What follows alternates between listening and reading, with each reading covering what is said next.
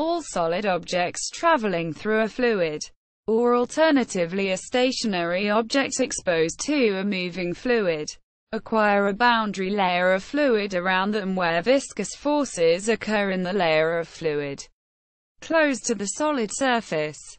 Boundary layers can be either laminar or turbulent. A reasonable assessment of whether the boundary layer will be laminar or turbulent can be made by calculating the Reynolds number of the local flow conditions. Flow separation occurs when the boundary layer travels far enough against an adverse pressure gradient that the speed of the boundary layer relative to the object falls almost to zero. The fluid flow becomes detached from the surface of the object, and instead takes the forms of eddies and vortices. In aerodynamics, flow separation can often result in increased drag, particularly pressure drag, which is caused by the pressure differential between the front and rear surfaces of the object as it travels through the fluid. For this reason, much effort and research has gone into the design of aerodynamic and hydrodynamic surfaces which delay flow separation and keep the local flow attached for as long as possible. Examples of this include the fur on a tennis ball, dimples on a golf ball, turbulators on a glider, which induce an early transition to turbulent flow regime, vortex generators on light aircraft, for controlling the separation pattern, and leading-edge extensions for high angles of attack on the wings of aircraft such as the F/A-18 Hornet. Boundary layer separation is the detachment of a boundary layer from the surface into a broader wake. Boundary layer separation occurs when the portion of the boundary layer closest to the wall or leading edge reverses in flow direction. The separation point is defined as the point between the forward and backward flow, where the shear stress is zero.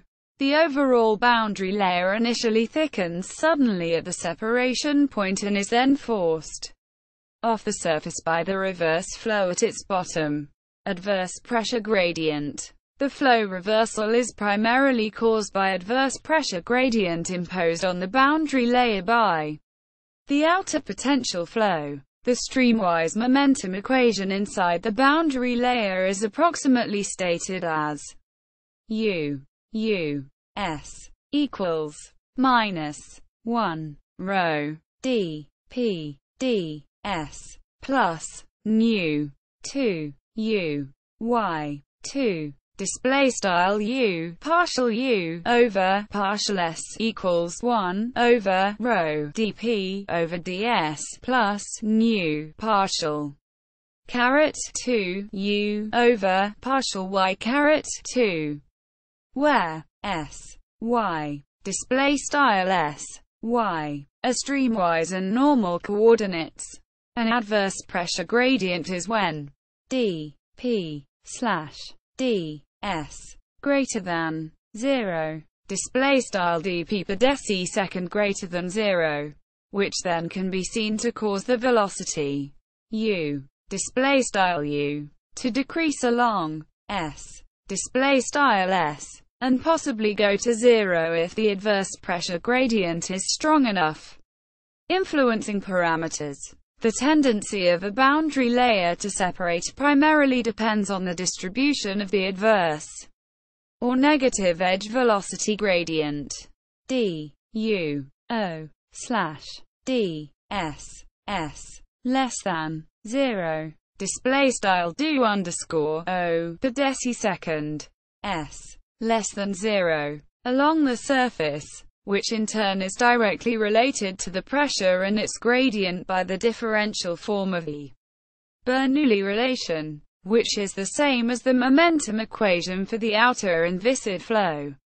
Rho u o d u o d s equals minus d p d s. Display style rho u underscore o do underscore o over ds equals dp over ds. But the general magnitudes of d u o slash d s display style do underscore O per decisecond, required for separation are much greater for turbulent than for laminar flow, the former being able to tolerate nearly an order of magnitude stronger flow deceleration. A secondary influence is the Reynolds number. For or given adverse d u o slash d s display style do underscore O per decisecond distribution, the separation resistance of a turbulent boundary layer increases slightly with increasing Reynolds number. In contrast, the separation resistance of a laminar boundary layer is independent of Reynolds number.